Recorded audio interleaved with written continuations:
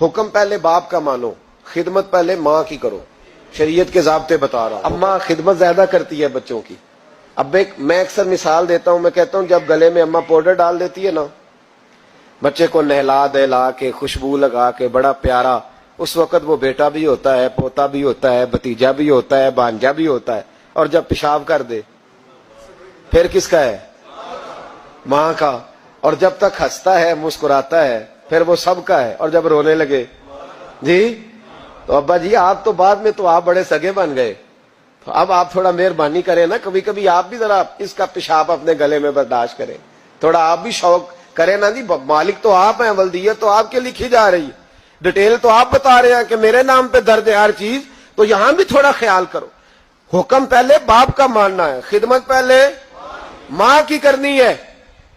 اور فرمایا میرے محبوب کریم صلی اللہ تعالی علیہ وسلم نے کہ تو نے ان سے باتیں کرنی ہے، میٹھے بول بولنے ہیں۔ مسند احمد میں بڑی ٹھنڈی، بڑی میٹھی، بڑی پیاری حدیث ہے، حضور نے فرمایا 2 گھڑیاں رات کو ان کی چارپائی پہ بیٹھا کر، ان سے بات چیت کیا کر، ان کا دل راضی کیا کر۔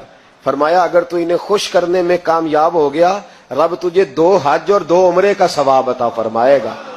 اگر تو انہیں اور ماں باپ اگر پردہ کر جائیں پھر تیری دعاؤں کا رخ ماں باپ کی طرف۔ امام رازی نے تفسیر کبیر میں حدیث لکھی ہے، ایک شخص پر آخری وقت طاری تھا، نزع کا عالم تھا، لوگ کلمہ پڑھاتے تھے، زبان پہ جاری نہیں ہوتا تھا۔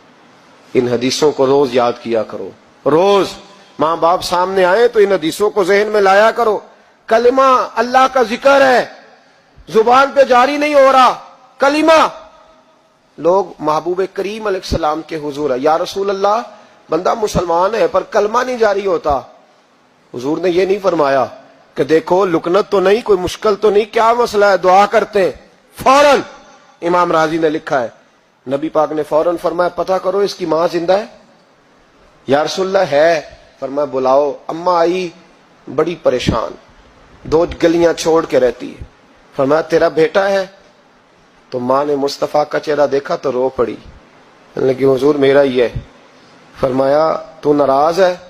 اماں کہنے لگی حضور بڑی ناراض ہوں، اس نے بڑے ظلم کیے، بڑی زیادتیاں کی میرے ساتھ، یا رسول اللہ صلی اللہ علیہ وسلم بڑا ستایا۔ تو بابو فرمانے لگے چل معاف کر دے، تو معاف کرے گی تو روح نکلے گی، تو معاف کرے گی تو کلمہ طیبہ جاری۔ کہنے لگی حضور میں کبھی معاف نہیں کرتی۔ دنیا میں کسی کو آگ کا عذاب دینا حضور نے جائز نہیں رکھا، اسلامی سزاؤں میں اس سے اکثر جگہ پہ منع فرمایا، لیکن یہاں میرے محبوب نے فرمایا لکڑیاں لاؤ، بوڑھی کے سامنے لکڑیاں لاؤ۔ کیا کرنا ہے؟ فرمایا جس کی ماں ہی ناراض ہے میں اسے زندہ جلا دوں گا، لاؤ لکڑیاں۔ صحابہ اٹھ کے جانے لگے، ابھی 2 آدمی دروازے سے بھی نہیں نکلے تو بول پڑی، کہنے لگی نہ حضور اسے جلایا نہ جائے، حضور جلانا نہ۔ فرمایا چل معاف کر دے۔ 3 دفعہ بولی، کہنے لگی میں نے معاف کیا، میں نے معاف کیا، میں نے معاف کیا۔ محبوب فرمانے لگے اب پڑھاؤ کلمہ، پڑھاؤ۔ جب کلمہ پڑھایا تو زبان پہ کلمہ جاری ہو، اس کا مطلب ہے کلمہ بھی اسی کی زبان پہ جاری ہوگا جو ماں باپ کا فرما بردار ہوگا۔ ورنہ مت امید رکھے کہ میں بڑی لمبی تہجد پڑھتا ہوں، میں تو دروازے پہ بیٹھ کے سخاوت کرتا ہوں، میں تو بہت بڑا آدمی ہوں۔ اپنے ماں باپ کی طرف دیکھیں، ان کا خیال